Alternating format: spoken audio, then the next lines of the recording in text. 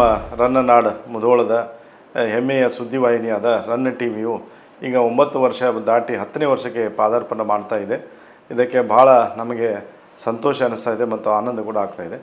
ಯಾಕಂದರೆ ರನ್ನ ಸುದ್ದಿವಾಹಿನಿ ಜನಪರ ನ್ಯೂಸ್ಗಳನ್ನು ಜನಪರ ಅಂದರೆ ಸೋಷಿಯಲ್ ಎಲ್ಲ ಸಾಮಾಜಿಕ ಆಗಲಿ, ರಾಜಕೀಯ ಆಗಲಿ, ವೈದ್ಯಕೀಯ ಆಗಲಿ ಅಥವಾ ಇನ್ನಿತರೆ ಘಟನೆಗಳಾಗಲಿ ಸುದ್ದಿಗಳನ್ನು ಪ್ರಾಮಾಣಿಕವಾಗಿ ಜನಗಳಿಗೆ ನೀಡುತ್ತಾ ಬಂದಿದೆ.